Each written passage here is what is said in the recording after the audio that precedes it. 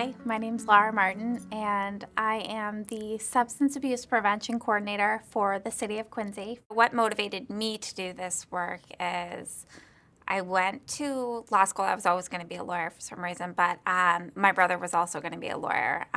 There's four of us. I'm the youngest of four. My sister, Ellen, my brother, Danny, and brother, Mikey, and then me.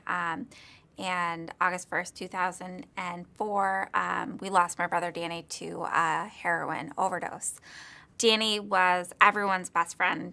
I wear his medals all the time, so his heart's always with me. And Danny was kind of my hero growing up. We were going to be lawyers, and we're the Martins, so we were going to be M&Ms, and we were going to have bowls of M&Ms. We were going to help people. And I used to say Lou, because that was my nickname, we're going to do really great things for people. We grew up in Braintree, and we moved to Norwell because my parents wanted a safe environment. They wanted to move away from what we thought were, closer to the city, drugs, anything that could get the boys in trouble. We moved to Norwell, which is a very, very small town where no one does drugs and, there's no problems here.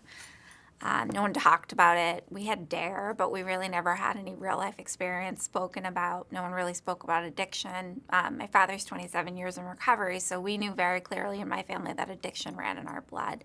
We talked very openly about it. When my brother died from a heroin overdose at 25 years old, he was 3 years sober from alcohol. So he learned at an early stage. Danny had a sports injury in high school, and he was prescribed opioids and pain medication, and he knew right when he took those pills that nothing was ever going to be the same. He said that it was an escape. It was an escape from all the pressure, all the insecurities that a kid like him would never show, because you would look at him and think, there's nothing that this kid is wanting for. He was so handsome. All of my friends were like, oh my God, your brother. But he was life. He cared about everyone so much that whatever internal pain was going on for him, he didn't want any of his loved ones to know. So he self-medicated. And when the opiates were given to him, they became the magic pill that made everything go away, and he couldn't stop. And he maintained his opiate addiction through college. He graduated with honors from Suffolk. And then his big plan was that he was going to go to law school. And he died August 1st, and he was supposed to start at New England School of Law August 9th. So in the spring before he died in 2004, we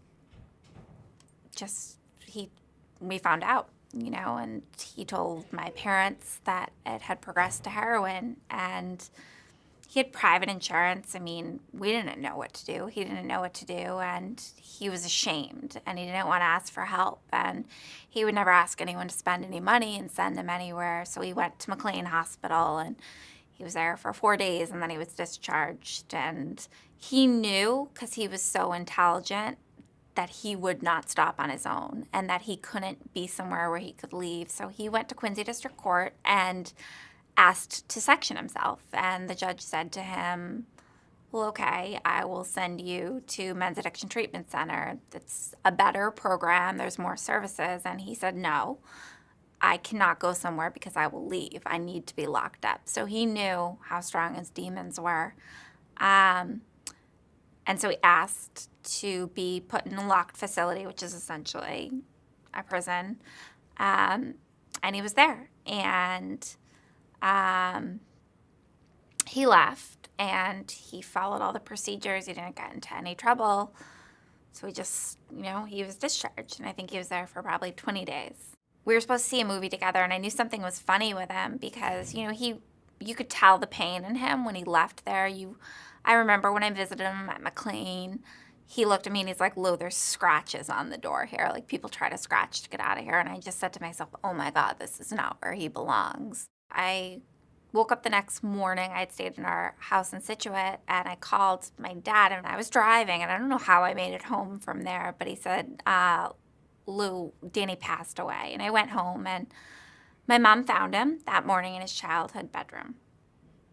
He died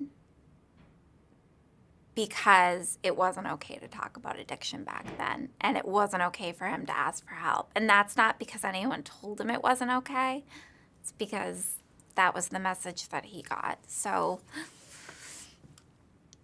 it became my job to make sure that as many people as I could help realize that it is okay to ask for help.